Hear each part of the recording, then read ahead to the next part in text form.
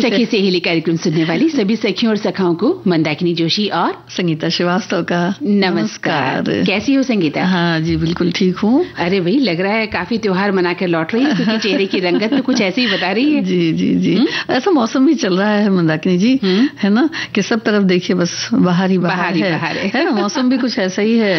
और खास करके जब आजकल देखते हैं तो ऐसा लगता है कि जैसे एक पतझड़ का मौसम था, उसके बाद अब जो कोपले आ गई हैं वो बड़ी सुंदर लगती हैं। बिल्कुल है ना? तो वही है कि बस समय है और समय के हिसाब से सब अपने आप को सजाते हैं। प्रकृति भी अपने हिसाब से अपने आप को सजाती है और हमें भी अपने हिसाब से जो समय जैसे जैसे बदलता है वैसे वैसे अपने आप को बदलते रहना चाहिए जी, क्योंकि जो परिवर्तन है वही जिंदगी का असली नाम है। कई बार क्या होता है, हम कहते हैं कि एक ऐसा सोच के बैठ जाते हैं कि परिवर्तन हमें पसंद नहीं है, हम अपनी जो संकल्प है या अपने जो हमने सोच लिया है उसी पर अडिग होकर रहते हैं। ऐसा नहीं है, जिंदगी हर पल बदलती है और हर दिन हमें कुछ न कुछ नया सोचना होता ही है। तो नए विचारों के साथ, नए जिंदगी के साथ हर दिन को जिया जाए तो अच्छा लगता है हर पल, और हर त्योहार भी अच्छा लगता है। हाँ, सब खुशगवार हो जाता है। हाँ बिल्कुल। और देखिए ना, अपने ऊपर भी है कि कैसे जीते। ये खुद के ऊपर ही है सबसे बड़ी बात, तो कि हम अगर दुनिया को सुधारने चलेंगे तो कभी कुछ नहीं हो सकता। पहले हमें खुद को ही बदलना होगा, खुद को सुधारना होगा। तो अपने से ही शुरुआत अगर हम करते हैं तो फिर जिंदगी बहुत अच्छे से निकल जाती है। जी जी। और आज काफी सारे जो दिन है वो भी हैं कि अंतर्राष्ट्रीय बाल पुस्तक दिवस है। एक समय ऐसा था मंदाकिनी जी, जब हम लोग जो किताबें होती थी, जो बच्चों की किताबें होती थी, वो खूब पढ़ा करते थे, चाहे वो कॉमिक्स हो चाहे जो हो। और आज हम याद करेंगे वीर पांड्या कट्टा बोमन जी को भी। अच्छा, बिल्कुल स्वतंत्रता सेनानी थे वीर पांड्या कट्टा बोमन के बारे में बातचीत होगी। और एक बहुत महत्वपूर्ण दिवस है, विश्व ऑटिज्म जागरूकता दिवस है ना, इसके बारे में भी हमें जागरूक रहना बहुत जरूरी है। और एक है आज श्री पंचमी जी, जिसे हम लक्ष्मी पंचमी के नाम से भी जानते हैं। बिल्कुल है ना। हाँ, क्योंकि अलग अलग जगह अलग अलग बोला जाता है, तो प्रांतों में अपने अपने हिसाब से, तो कहीं श्री पंचमी कहीं लक्ष्मी पंचमी भी कहते हैं। हाँ, लेकिन जो मूल भाव है वो एक ही है।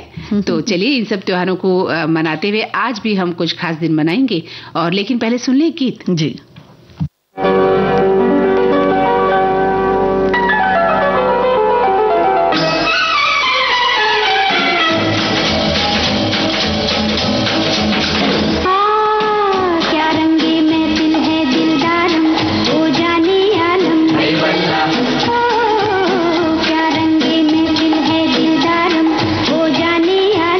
मतवाला हर दिल है दिलदारम, यारम यारम यारम।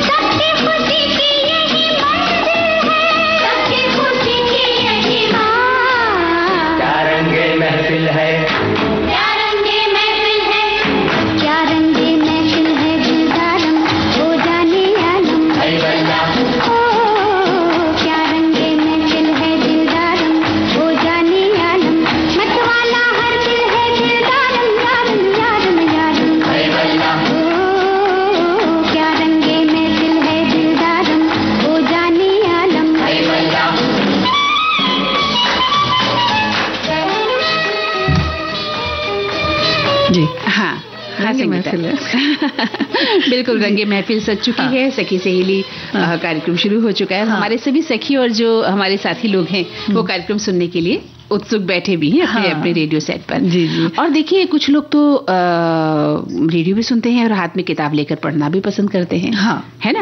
ऐसे भी लोग हैं। जी बिल्कुल बिल्कुल। एक समय ऐसा था मंदाकिनी जी, जब हम लोग पुस्तक के बिना कहा जाता है ना कि जैसे एक दिन अगर बीत गया तो ये ऐसा संभव नहीं था। पुस्तक होती ही होती थी।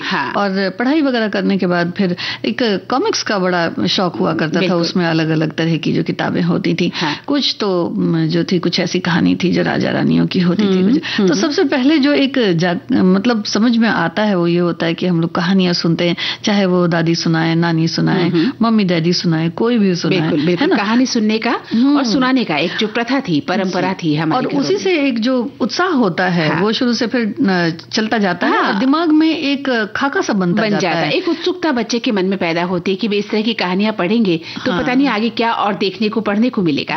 और वही बात हमारे मन में उस समय जब हम बच्चे हुआ करते थे, संगीता हुआ करती थी। मुझे भी याद है कितनी सारी मैगजीन्स घर पर आया करती थी और डाकिया डालकर जाया करता था। हमें इंतजार होता था कि देखिए हमारे पसंद की कॉमिक्स आ गई है कि नहीं।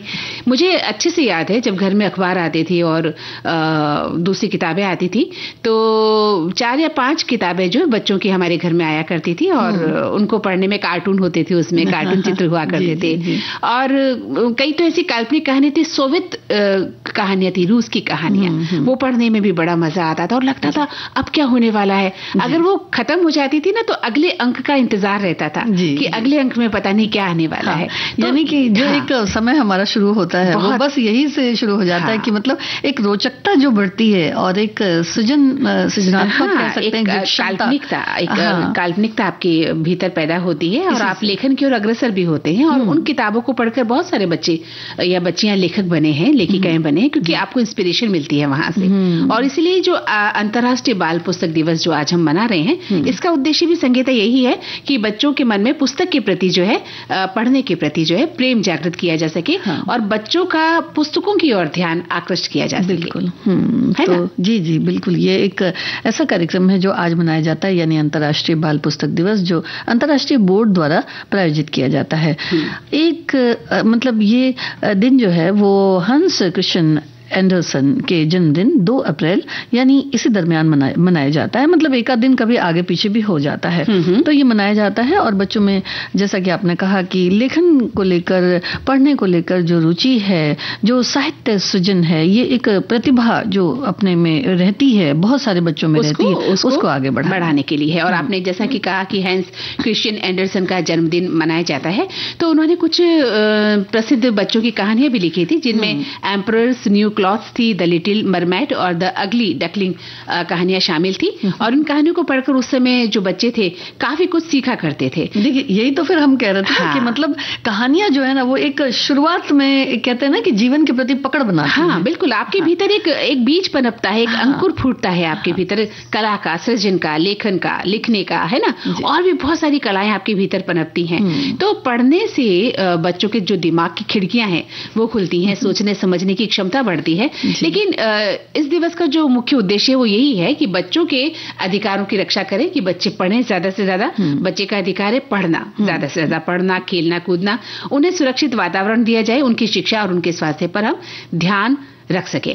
और इस दिवस को मनाने का एक उद्देश्य ये भी है संगीता कि जो बच्चों के प्रति अत्याचार होता है, बाल श्रम जैसा होता है या शिक्षा की कमी जैसी समस्याएं हैं, वो उसके प्रति भी जागरूकता फैलाई जाए कि ये सब अब नहीं होना चाहिए, बंद हो जाना चाहिए। बच्चों का अधिकार है खेलना कूदना, पढ़ना, दौड़ना, हंसना, सब कुछ है बच्चों के अधिकार में और उनको वो अधिकार मिलना चाहिए। जी जी, उनका मस्तिष्क भी जो होता है वो उसी तरह से अपरिपक्व होता है। तो उसमें इतना ज्यादा प्रेशर नहीं होना चाहिए।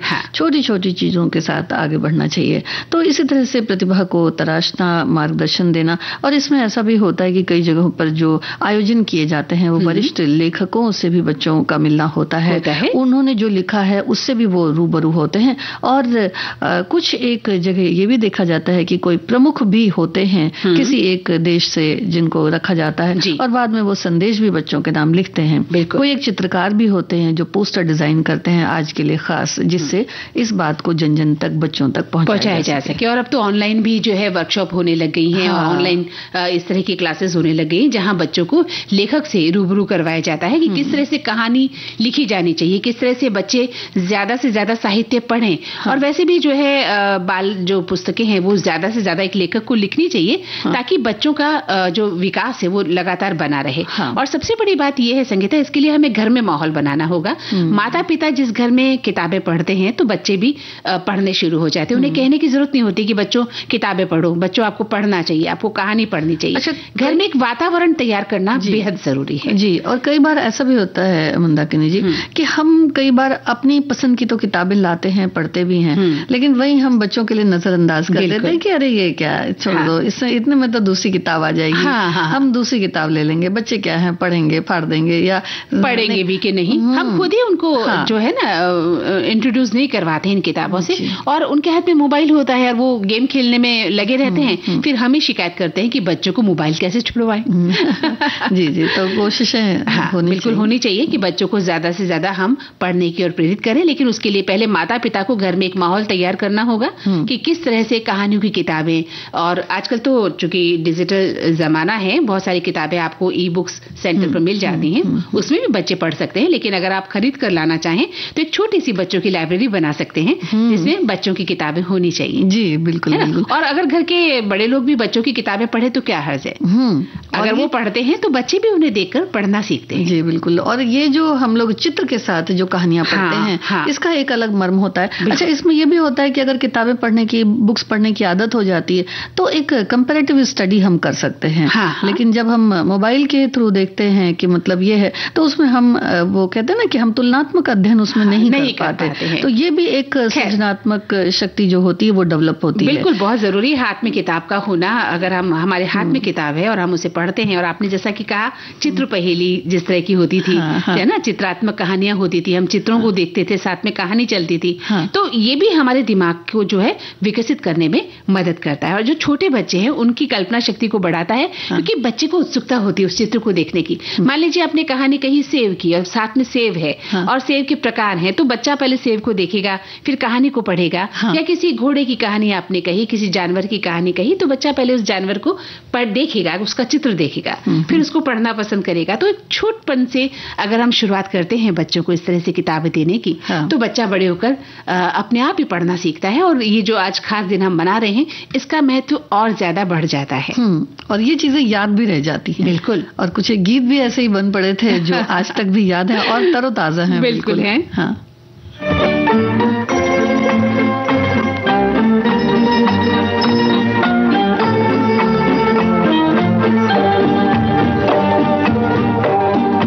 एक था गुल और एक थी बुलबुल, एक था गुल और एक थी बुलबुल, दोनों चमन में रहते थे। है ये कहानी बिल्कुल सच्ची, मेरे नाना कहते थे। एक था गुल और एक थी बुलबुल।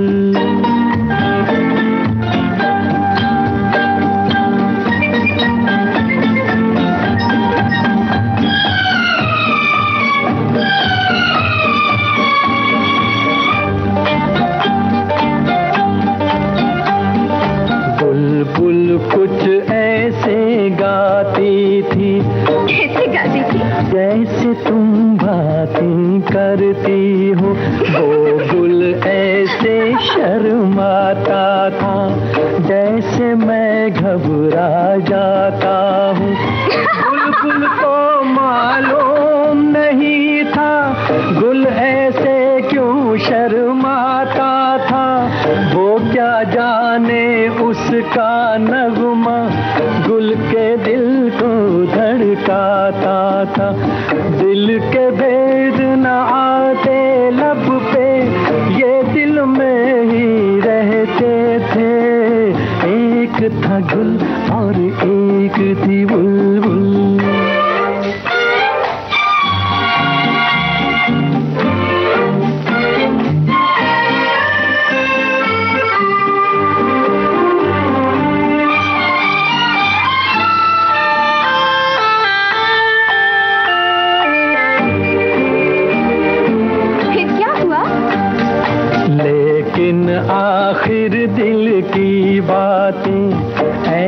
कितने दिन छुपती हैं, ये वो कलियां हैं जो एक दिन बस कांटे बन के चुभती हैं। एक दिन जान लिया बुलबुल ने वो गुल उसका दीवाना है, तुमको पसंद आया हो तो बोलूं फिर आगे जो अफसाना है।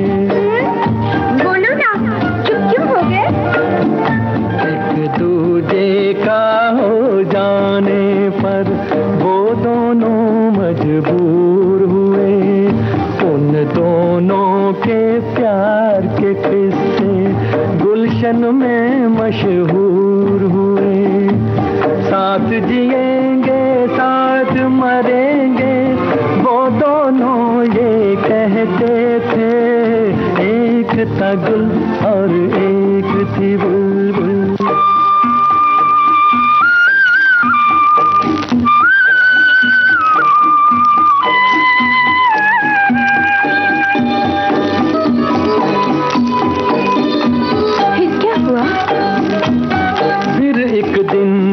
बात सुनाऊं, एक सयाद चमन में आया, ले गया वो बुलबुल को पकड़ के, और दीवाना गुल मुरझाया, और दीवाना गुल मुरझाया। शायर लोग बयां करते हैं ऐसे उनकी जुदाई की बातें, गाते थे ये गीत वो दोनों, सैया बिना नहीं कटती रातें, सैया बिना नहीं कटती रातें। मस्त बहारों का मौसम था, आँख से आंसू बहते थे, एक था गुल और एक थी बुलबुल।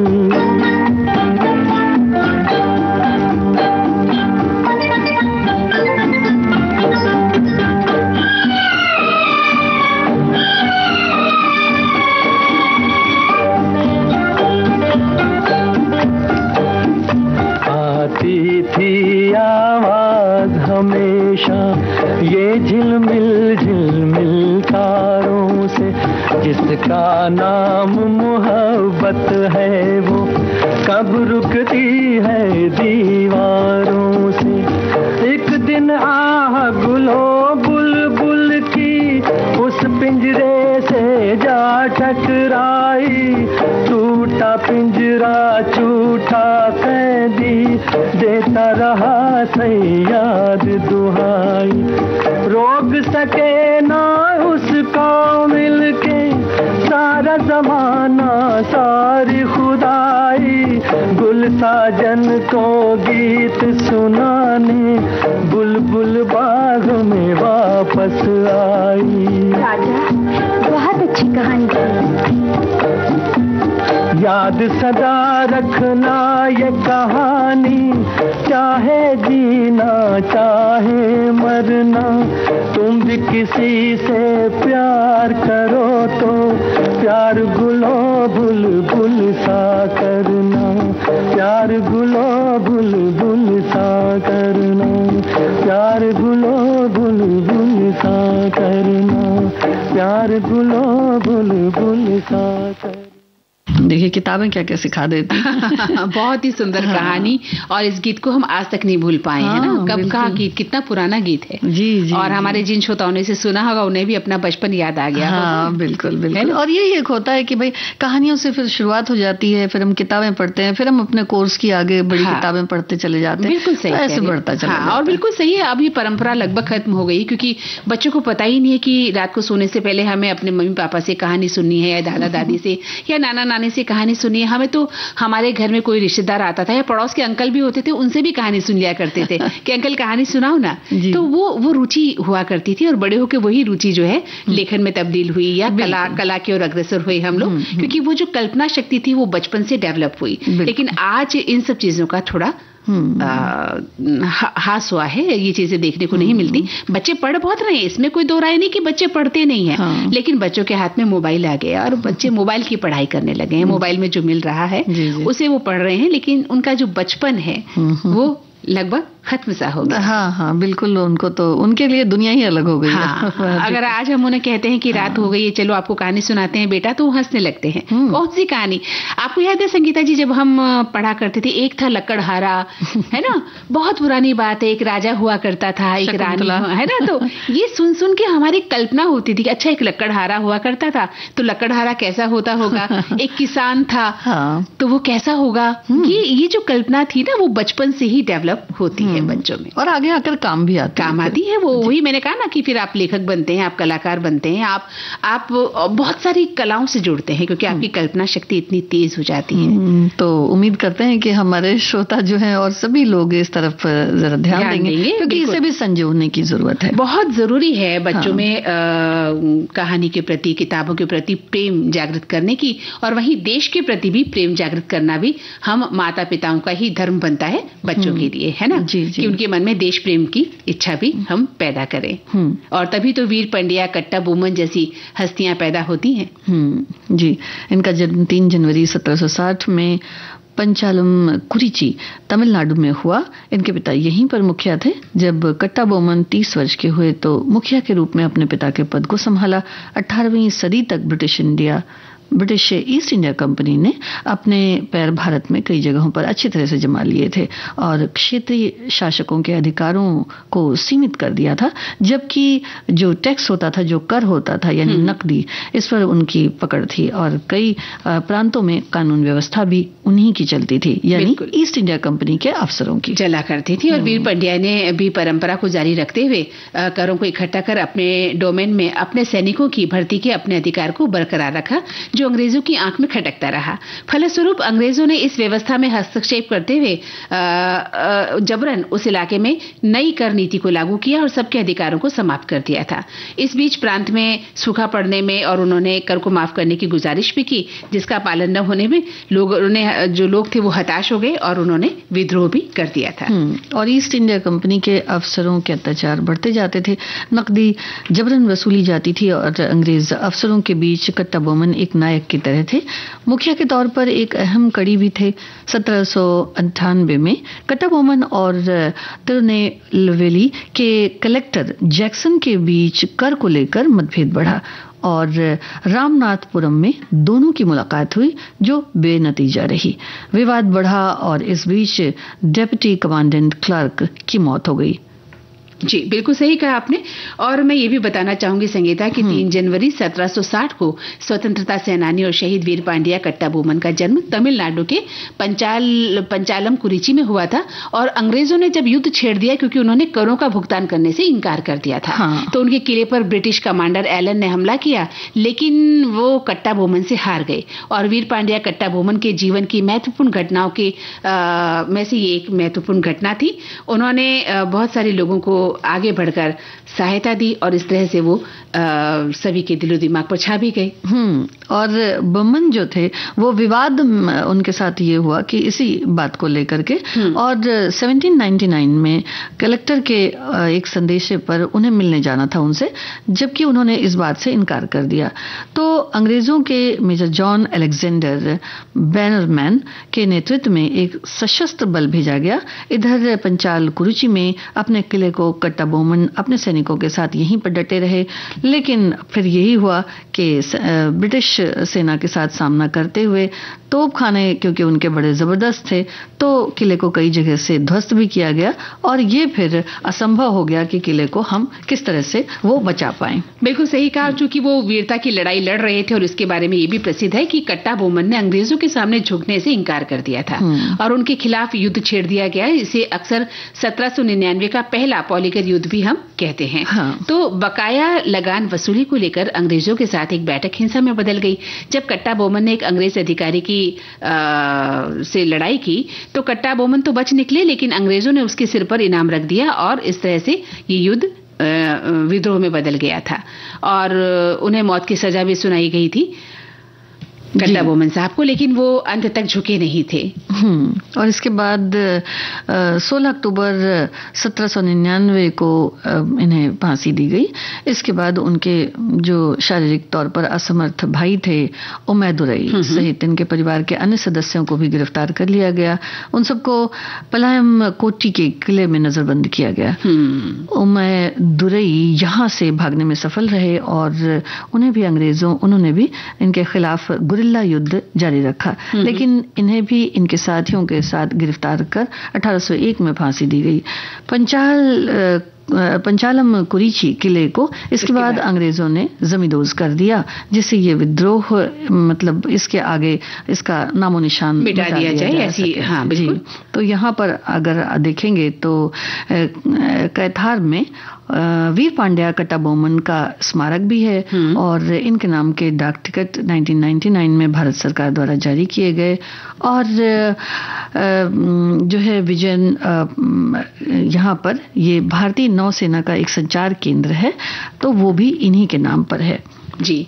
तो आज के इस खास विजयनारायणम में बिल्कुल उनके नाम से है और ऐसे महान स्वतंत्रता सेनानी को हम नमन करते हैं।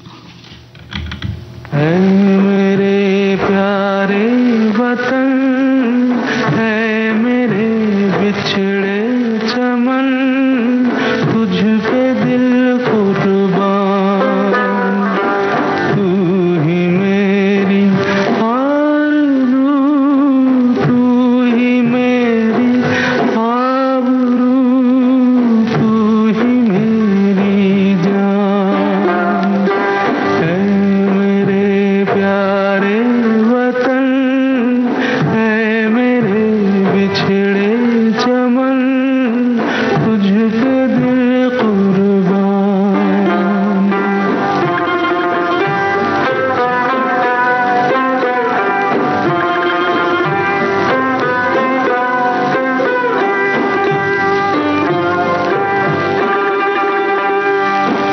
तेरे दामन से जो आए उन हवाओं को सलाम,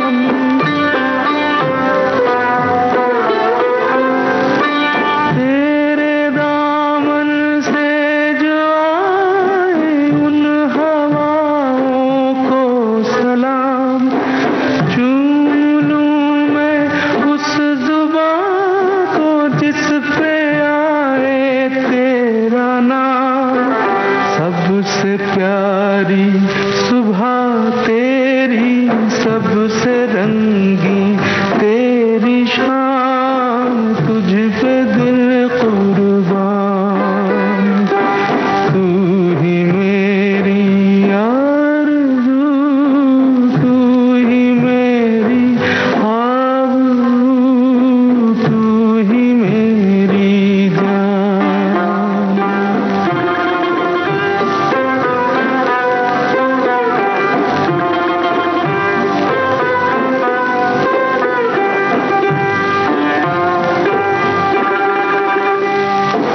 माँ का दिल बन के कभी सीने से लग जाता है तू,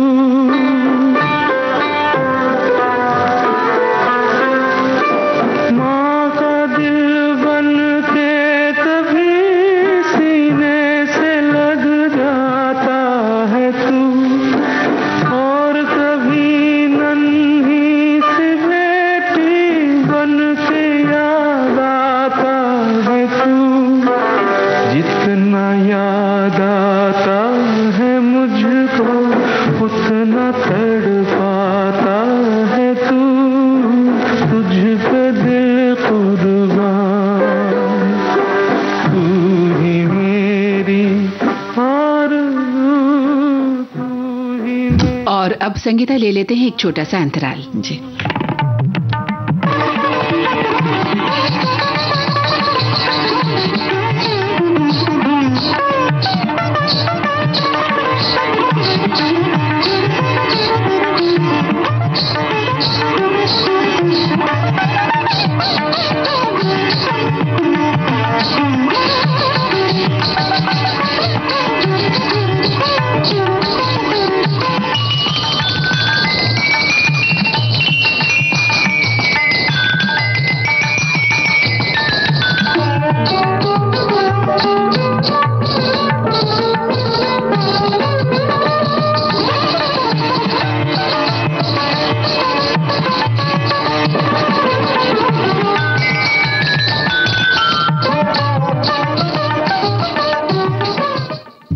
इस अंतराल के बाद सभी सुनने वालों का स्वागत है।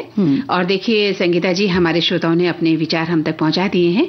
एक श्रोता लिखते हैं कि आज का जो सखी सहेली कार्यक्रम है उसमें समसामयिक और जो रोचक भरे विषय हैं, इससे हमें अच्छी जानकारी मिलेगी ऐसा लगता है। वहीं एक श्रोता लिखते हैं कि कुछ दशकों पहले तक बच्चों के हाथ में किताबें हुआ करती थी, अब उनके हाथों में अक्सर मोबाइल या टीवी रिमोट दिखता है। वो कंप्यूटर पर गेम खेलते नजर आते हैं। वर्तमान हालत ये है कि बच्चे कोर्स की किताबों के अलावा शायद ही कुछ पढ़ते हों। ये एक ऐसे बेहद चिंता का विषय है। 80 और 90 के शुरुआती दशक को बच्चों की रीडिंग हैबिट के लिहाज से स्वर्णिम युग कहा जाता था। उस समय टीवी और कार्टून चैनल की मौजूदगी काफी कम थी। असल में तकनीक ने बच्चों की मौलिकता को प्रभावित कर दिया है। बहुत अच्छी बात इन्होंने कही है कि जो तकनीक आ गई है उससे बच्चे गुम हो गए हैं उस भीड़ में और अपनी जो मौलिकता है उसे उन्होंने खो दिया है। वहीं एक श्रोता लिखते हैं कि ज्ञानवर्धक, रोचक, मनोरंजक और मजेदार विषयों के साथ आज का सखी सहेली कार्यक्रम सुनेंगे, बहुत अच्छा लगेगा। वहीं एक श्रोता ने लिखा है कि आगे हमारे जो अन्य विषय हैं उसके बारे में भी हमारे श्रोता लिखते हैं। और एक श्रोता लिखते हैं कि अंतर्राष्ट्रीय बाल पुस्तक दिवस, भाई हर साल आज ही के दिन ये दिवस मनाया जाता है और वैश्विक आयोजन बच्चों में पुस्तकों के प्रति रुचि जागृत करने के लिए मनाया जाता है। क्योंकि अब तो शिशुकाल से ही मोबाइल ने उनके हाथों में घर बना लिया है। फलस्वरूप अब पुस्तक और प्रिंटिंग प्रेस का वो जमाना तो कायम रखने की आवश्यकता महसूस होने पर ऐसे वैश्विक आयोजन की आवश्यकता आजकल पैदा हो गई है फिर से, और बच्चों में कोई दुष्प्रभाव न पड़े इसलिए आज के दिन को मनाया जाता है। एक अच्छी पहल है पुराने युग में हर बच्चे को लाने का, पुराने युग में, क्योंकि आज के बच्चे तो कल का भविष्य माने गए हैं। है ना जी, बिल्कुल। और जी, और बच्चों को देखिए क्या होता है कि हर उम्र के बच्चे भी हैं, तो उनमें भी एक जागरूकता हो, इसलिए भी उनको भी जो थोड़ी सी कहते हैं ना कि उनके अंदर भी ये समझ डालना जरूरी है कि भाई वो खुद भी इस बात को समझें कि मतलब अगर हमें मोबाइल देखना है या किसी चीज की क्या मतलब लिमिट होनी चाहिए। अगर हम मोबाइल देखते चले जाते हैं तो उसमें जो है वो उतना वो किताब की तरह नहीं होता। किताब में अगर दोनों तरफ से हम देखते हैं तो कहीं चित्र बने होते हैं, कई सुंदर बातें लिखी होती हैं, तो एक हमारे दिमाग में वो चीज रह जाती है। बिल्कुल सही कहा आपने। लेकिन जब हम डिजिटली जब हम देखते हैं तो उसका असर कुछ अलग होता है।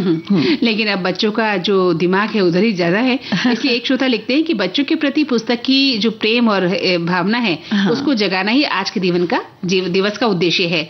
और ये एक लेखक के जन्मदिन पर मनाया जाता है जिन्होंने परियों की कहानी से बच्चों को काफी मोहित किया था। वहीं एक श्रोता लिखते हैं कि किताबें हर छात्र के जीवन में एक महत्वपूर्ण भूमिका निभाती हैं। उन्हें कल्पना की दुनिया से परिचित कराती है, बाहरी दुनिया का ज्ञान प्रदान करती है, उनके पढ़ने, लिखने, बोलने के कौशल में सुधार होता है, साथ ही स्मृति और बुद्धि को भी बढ़ाती है।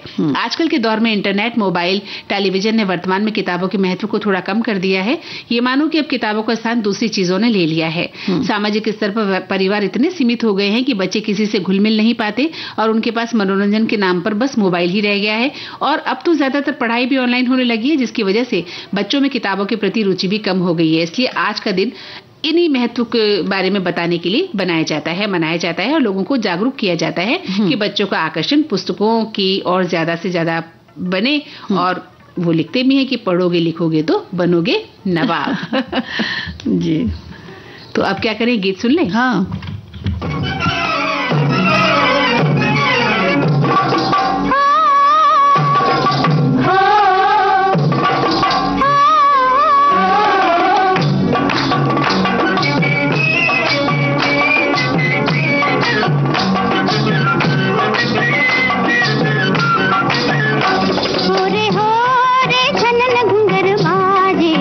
मुरा मन झूमे पिया, चोरी डगर झूमे पिया, जा घर आ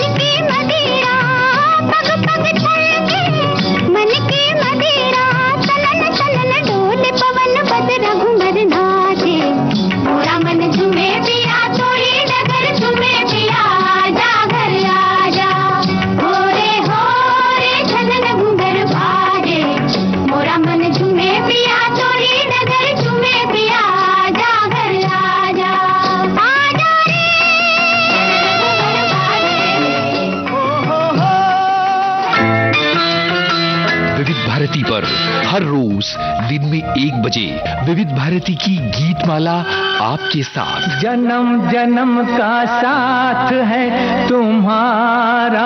इस कार्यक्रम में हर पायदान पर होगी आपकी भागीदारी। हम और तुम, तो हम और आप पिरोएंगे गीतों की इस माला के मोती साथ साथ। हम साथ साथ हैं। जुड़े रहिए हमारे साथ विविध भारती के फेसबुक पेज पर। विविध भारती की गीत माला हर रोज दिन में 1 बजे। विविध भारती, आपका जीवन संगीत।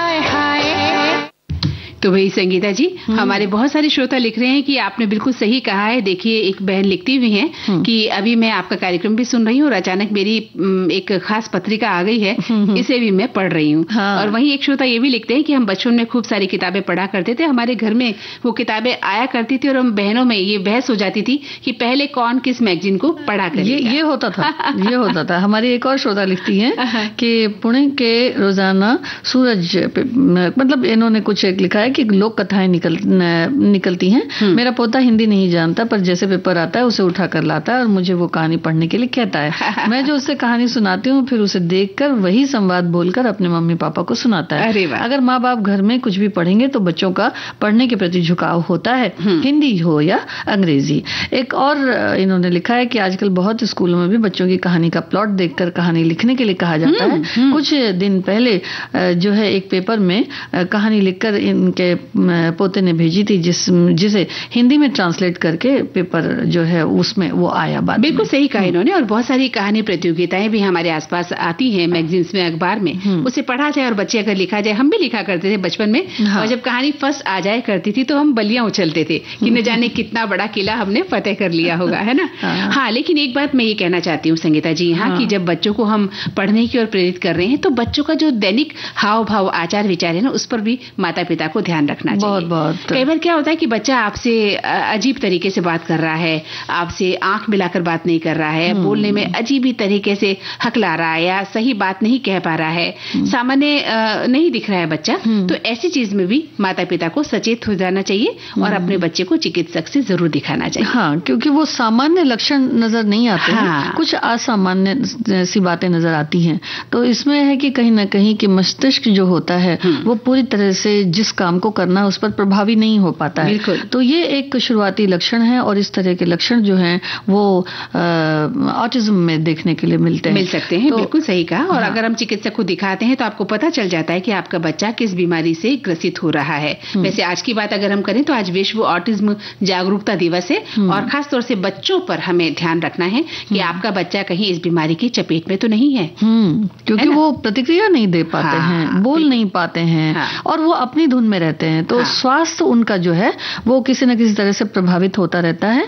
और कुछ एक चीजें अगर देखा जाए, जैसे पढ़ाई लिखाई है या खेल के जो क्रियाकलाप होते हैं, उनमें भी रुचि उनकी नहीं रहती है। अकेलापन उनको ज्यादा समझ में आता है, अच्छा लगता है। बिल्कुल अकेलापन पसंद करते हैं और वो किसी से मिलते जुलते नहीं है। स्कूल में भी वो अपना अलग थलग रहना पसंद करते हैं। पढ़ाई में भी उनका कोई विशेष रुझान नहीं दिखता है और स्वास्थ्य भी उनका जल्दी जल्दी प्रभावित होता है। तो आप इसको ऐसा न समझे कि अरे बच्चा है, ठीक हो जाएगा, ऐसे ही होगा। ये लापरवाही की बात नहीं होती है। अगर आपको जैसे ही लगे कि आपके बच्चे में कुछ अलग तरह के लक्षण नजर आ रहे हैं तो तुरंत आप चिकित्सक के पास जाएं और अपने बच्चे का चेकअप भी कराएं। और इसमें किसी प्रकार की शर्म हमें नहीं रखनी चाहिए कि पता नहीं डॉक्टर क्या कह देगा, दुनिया क्या कह देगी। उससे पहले आप खुद सतर्क हो जाएं और बच्चे को डॉक्टर के पास ले जाएं। हो सकता है कई बार बच्चा ऑटिज्म के उसमें आ गया हो और आपका बच्चा भी इस बीमारी से ग्रसित हो गया हो। जी, तो उनको समझने की जरूरत है। और जो समय है कि मतलब हमको बच्चे के साथ कैसे समय देना है, उस बात को भी समझने की जरूरत है, क्योंकि ये इतने ज्यादा सक्षम नहीं होते हैं ऑटिज्म से जो बच्चे प्रभावित होते हैं। तो कारगर उपचार तो कोई ऐसा देखने में नहीं आता है इसका, लेकिन इसके लिए हम स्पीच थेरेपी पे बल देते हैं कि मतलब उनके साथ जितना बोलना है वो बोलें, उनको समझने के लिए समय दें, उनको उनको समझाने के लिए समय दें तो धीरे धीरे वो बातों को हो सकता है कि थोड़ा थोड़ा समझने लगे। और कुछ एक उनके क्षमता पर भी निर्भर होता है कि कुछ बच्चे ऐसे होते हैं जो किसी चीज को जल्दी से पकड़ लेते हैं, और तो बच्चे नहीं पकड़ पाते। हाँ, तो उन बच्चों को हे भावना भी उनके अंदर नहीं आनी चाहिए, हीन भावना से भी बच्चों को ग्रसित नहीं करना है, है ना। बच्चे के मन में इस तरह की कॉम्प्लेक्स नहीं पैदा करना, आपको बच्चे को प्यार से समझाना है। और तब जाकर हो सकता है आपके बच्चे में ऑटिज्म की शुरुआती हुई हो या गंभीर चपेट में आ गया हो, तो ऐसी स्थिति में आपको बहुत धैर्य से काम लेना है।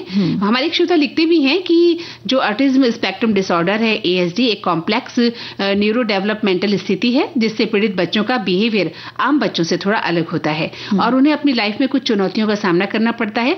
बाल रोग विशेषज्ञ बच्चे के विकास को बढ़ाने के लिए इनका उपचार करते हैं। तो एक मतलब निराशा जो होती है वैसा नहीं समझना चाहिए कि नहीं रखना चाहिए अपने अंदर। और ऐसे बच्चों में हाँ ये है कि तकलीफ तो होती है, तो उन्हें मतलब किस चीज की जरूरत है, क्योंकि वो खाना वगैरह भी नहीं बता पाते हैं। बिल्कुल, बिल्कुल। तो उनको कब भूख लगी है क्या है, तो और अगर खाना खिला भी रहे हैं तो चूंकि उनका सिस्टम ठीक नहीं होता है तो वो अटकने वगैरह का डर रहता है। हाँ, गले में भी खाना अटक जाता है। हाँ, खांसी की संभावना होती है, तो उस समय हम लोगों को ज्यादा सतर्क रहने की जरूरत है। साफ सफाई का बहुत देखने की जरूरत है। और ऐसा नहीं है कि बस वो चूंकि समझ नहीं पा रहे हैं चीजों को तो घर में ही बैठा कर रखें, ऐसा नहीं है, बल्कि उन्हें लेकर के कहीं पे अच्छी जगह जहां प्रकृति है, सुंदरता है, ताकि वो उसको देखें, समझें और साथ साथ रखें, उन्हें उनका ध्यान दें। अच्छा, एक चीज और होती है कि जैसे इनके तकलीफ होती है, कभी बुखार आ जाता है या फिर कभी जोड़ों में दर्द होता है जो ये बता नहीं पाते हैं, तो इनके अंदर क्या तकलीफें डेवलप हो रही हैं उसको भी देखने की जरूरत है। कुल मिलाकर सही कहा, अगर माता पिता अपनी व्यस्त जिंदगी में से वक्त बच्चों के लिए नहीं निकालेंगे तो किसके लिए निकालेंगे, है ना। आप व्यस्त तो हैं ही, इसमें कोई दो राय नहीं। अगर माता पिता दोनों नौकरी पेशा हैं तो ऐसी स्थिति में बच्चों का ध्यान नहीं रख पाते, तो बच्चों का ध्यान रखें और बच्चों की सही देखभाल करनी बहुत जरूरी है।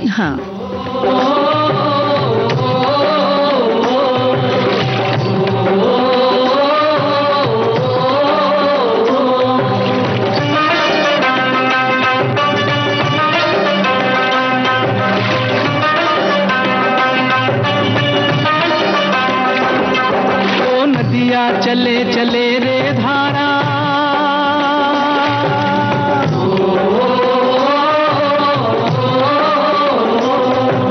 नदिया चले चले रे धारा, चंदा चले चले रे तारा, तुझको चलना होगा, तुझको चलना होगा, तुझको चलना होगा, तुझको चलना होगा।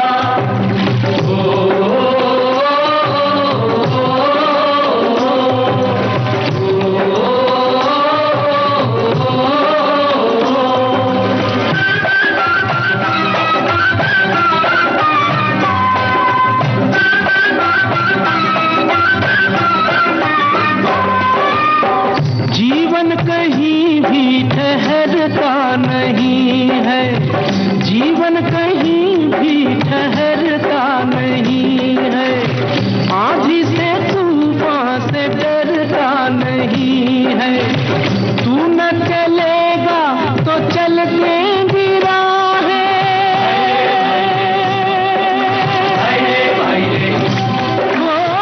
तू न चलेगा तो चल देंगी मंजिल को तरसेंगी तेरी निगाहें, तुझको चलना होगा, तुझको चलना होगा, तुझको चलना होगा, तुझको चलना होगा। ओ नदिया चले चले रे धारा, चंदा चले चले रे तारा, तुझको चलना होगा, तुझको चलना होगा, तुझको चलना होगा, तुझको चलना होगा।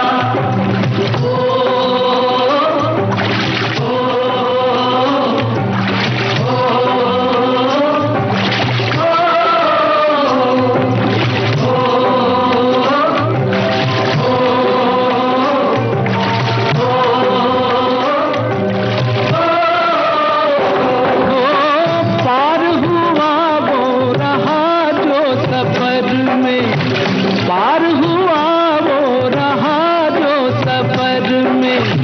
जो भी रुका फिर गया वो भंवर में, नाव तो क्या बह जाए किनारा, ओ नाव तो क्या बह जाए किनारा, बड़ी ही तेज समय की है धारा, तुझको चलना होगा, तुझको चलना होगा, चलना होगा, तुझको चलना होगा। ओ नदिया चले चले रे धारा, चंदा चले चले रे तारा, तुझको चलना होगा, तुझको चलना होगा, तुझको चलना होगा, तुझको चलना होगा।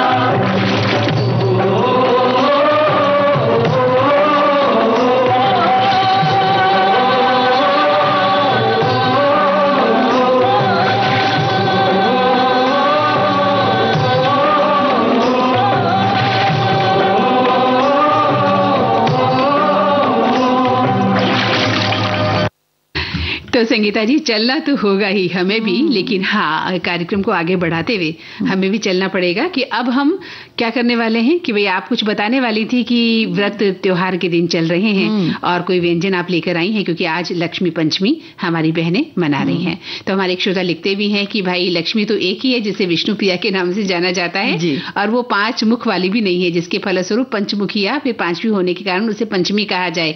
हाँ, नव दुर्गा शक्ति के अपने स्वरूपों में अलग अलग अवश्य होती हैं जो कही जाती हैं नव दुर्गा, उनके ही पंचमी पर्व के स्वरूप की बात होगी, ऐसा ही लगता है, क्योंकि नवरात्रा का पर्व चल रहा है। वहीं एक श्रोता लिखती हैं कि आज का जो ये नाम है ये मैंने पहली बार सुना है, लक्ष्मी पंचमी। हमारे बिहार में आज चैत्र शुक्ल पक्ष का पंचमी तिथि को छठ पूजा का दूसरा दिन है।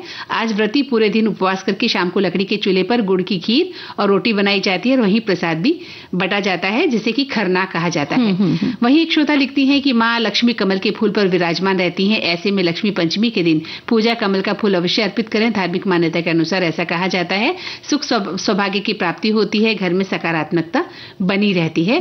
और बहुत सारे लोग आज लक्ष्मी पंचमी का जो है व्रत रख भी रहे हैं और अपने घर में जो है कुछ न कुछ बना भी रहे हैं। जी, और हमारे एक और श्रोता ने लिखा है कि लक्ष्मी पंचमी का व्रत बहुत विशेष माना जाता है। दरअसल चैत्र माह के शुक्ल पक्ष की पंचमी तिथि लक्ष्मी पंचमी के रूप में मनाई जाती है। चैत्र नवरात्रि की पंचमी तिथि लक्ष्मी पंचमी कही जाती है। इस दिन व्रत और माता लक्ष्मी का पूरे विधि विधान से पूजन किया जाता है। वहीं एक श्रोता लिखते हैं कि लक्ष्मी पंचमी इसलिए मनाई जाती है कि इस दिन ऐसा कहा जाता है कि देवी लक्ष्मी समुद्र मंथन से प्रकट हुई थी, और इस दिन को उनके जन्मदिन के रूप में भी मनाया जाता है ना। और वहीं हमारे बहुत सारे श्रोताओं ने आज इसके बारे में जिक्र किया है कि वो अपने अपने घर में आज का त्योहार मना रहे हैं। तो आप कुछ बताने वाली थी? हाँ, लेकिन लक्ष्मी पंचमी या श्री पंचमी या फिर जो इनके यहाँ छठ की पूजा चली, सबकी बधाइयाँ, बहुत सारी बधाइयाँ। जी, तो बस इसी से मिलती जुलती चीज है कि एक कटोरी सिंघाड़े का जो आटा होता है, सिंघाड़ा तो फल ही होता है, तो व्रत में चलता है, तो 1 कटोरी ले लें और उसके बाद आलू थोड़े से ज्यादा उबाल लें। हाँ, ठीक है, मतलब क्वांटिटी में ज्यादा, मतलब है ना, ये नहीं कि ज्यादा उबाल देना है वो। हाँ, मतलब वो आलू 3, 4, 5 करके ज्यादा क्वांटिटी में आलू आप ले लें। हाँ, तो उससे सब्जी भी बन जाएगी और इसमें 2 कटोरी थोड़ा सा उसको मैश करके डालना है। लेकिन आलू को मतलब उबालने का भी ये है कि बहुत ज्यादा नहीं, क्योंकि वो फिर वो सिंघाड़े के आटे में जब मिलेगा तो वो बिल्कुल भी मिक्स नहीं होना चाहिए, उसके अंदर टुकड़े आने चाहिए आलू के। जी, ठीक है। हाँ, तो फिर जब वो तला जाता है तो वो क्रिस्पी हो जाता है एकदम।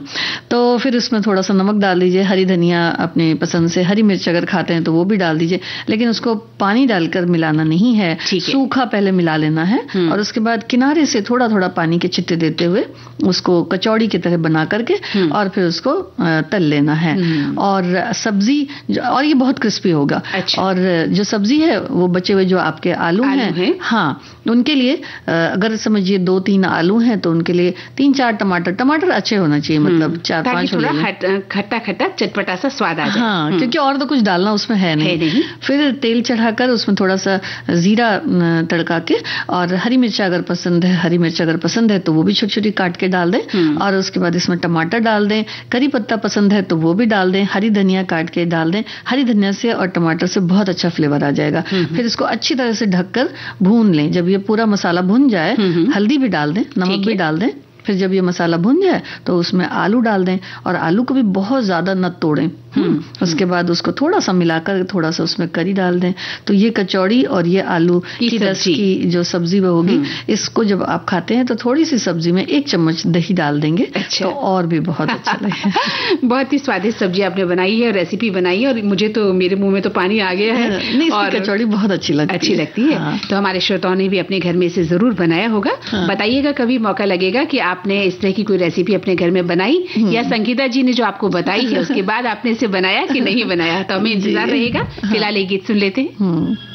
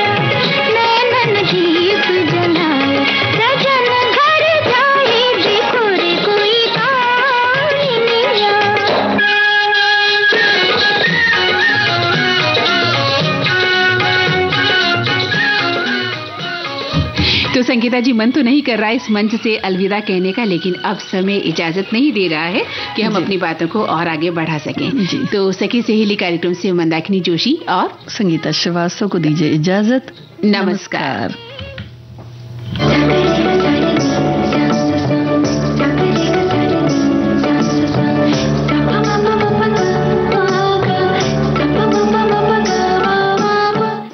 इस कार्यक्रम की प्रस्तुत करता है अनुश्री पाठक।